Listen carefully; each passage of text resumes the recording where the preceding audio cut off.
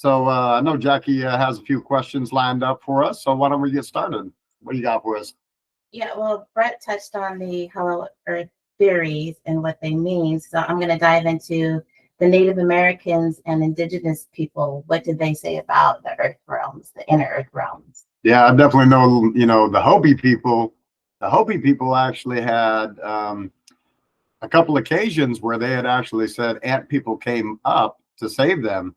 And they also talked about, that they went into Earth and then they came back to the fourth world. So that's meaning that they were inside the Earth living with these ants. And they talked about, they did have people are like, how did they survive? There's no food or anything down there. Well, I guess the ants actually made this kind of a bread that helped people survive. And it was enough protein substance, for humans to be able to survive down there. So I know, like that case. And there's also cases of not just ant people, but other Native American tribes also talked about the moon-eyed people. So there's different tribes and different cultures and so forth that actually talk about inner earth.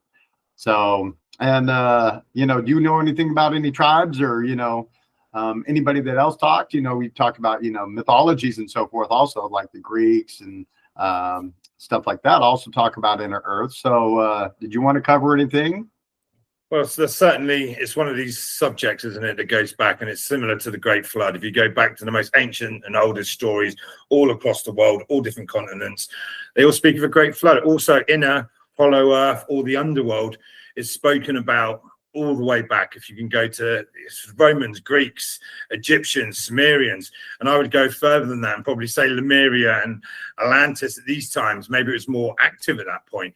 But certainly with the tribes, it's very interesting with the ground people. And it's spoken about in the tribes, isn't it, Scott? You just said this, but it's known that maybe not just once, but catalysms, different times they've taken these people down to, and the ground people, the ant people are like an ant species. When you look on Earth, we can see there is ants and like a animal nature, but then also there's monkeys like us. So yeah, could there be resonating insects in there? And of course, when you think into Hollow Earth and the idea of this, you're talking of chasms that could be completely, so some of them might have like entrances and ways and you can go in, but other realms, and if you think about it, could be completely shut off, closed off from our reality, and it's a completely different realm.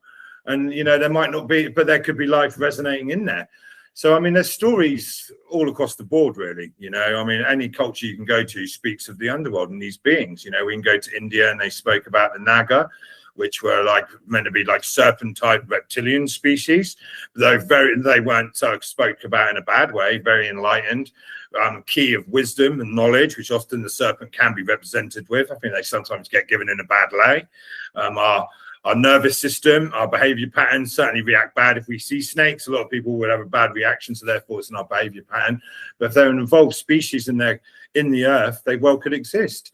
There's the Aztecs as well. They spoke about the underworld and then they went there, and there's a lot on that. The Mayans. So yeah, I think it's just one of them that's all over the place, and it certainly is an interesting concept to think about.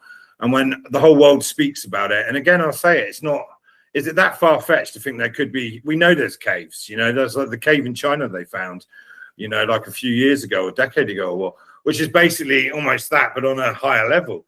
And we know, and I say this a lot, I say this fact a lot because I find it interesting. In 2014, it was discovered that inside the Earth, there's 3 times more water inside the Earth flowing around in the Earth than is in all the oceans, the rivers, the lochs, the lakes put together.